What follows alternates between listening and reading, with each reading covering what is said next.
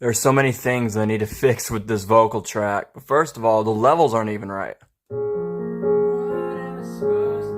I can mess around with these faders and then add compressors in later, but let's kill two birds with one stone. Let's put our compressors in both tracks. Our main focal point of the performance is the vocal, so let's mess with that. This knob controls the gain of the sound that goes into the compressor. This knob represents the level that the audio signal needs to rise above in order for the compressor to start working. This knob is the input to output ratio that is determined by this knob. So say you have 4 decibels above this threshold. Only 1 decibel will come out of the compressor because the ratio of 4 to 1. This knob controls the gain of the sound that comes out of the compressor. This still sounds bad, but at least our vocals in front, that's a good starting point.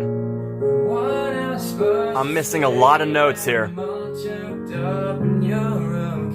Tomorrow I'm going to show you how to fix them. This sounds bad. This sounds worse. There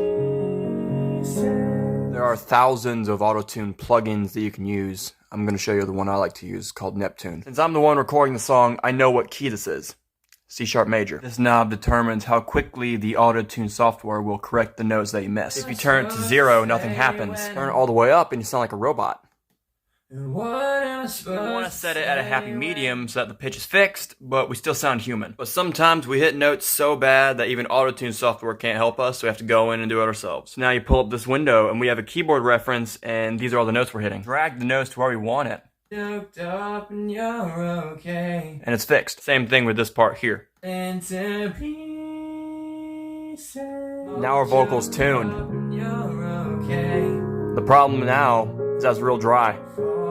Tomorrow I'm going to show you how to fix that. The next thing we need to fix about our vocal is it's very dry. And this is where reverb comes into play. The great thing about reverb is there's no one right reverb to use. It's more of a personal taste. One guideline that I will give you is try to make the reverb you're using emulate your favorite room to sing in your house. It also depends a lot on the genre of music that you're recording. Take an upbeat, jazzy song like a Fly Me to the Moon.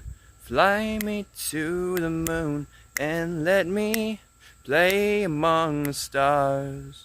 You don't need a lot of reverb for that, because in this case you're singing a lot of words rather quickly and there isn't a lot of space between those words, and reverb's job is to fill in that space. Listen to the difference.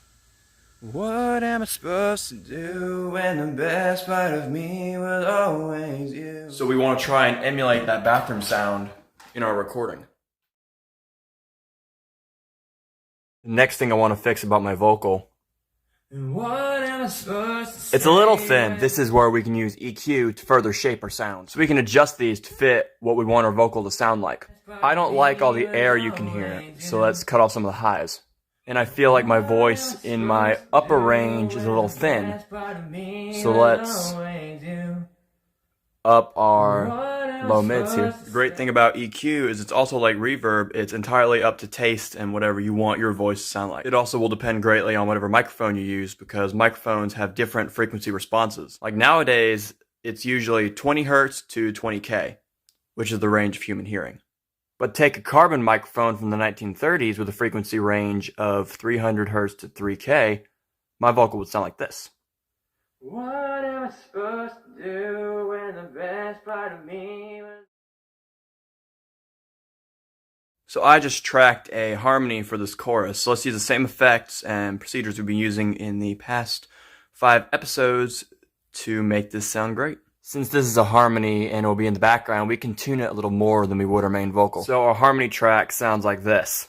What am I supposed to say when... There are lots of different types of harmonies we can use when recording vocals. I'll cover that in my next series. The only problem is now they're right next to each other. So let's turn our harmony down. The final chorus sounds like this. What am I supposed to do when the best part of me was always you?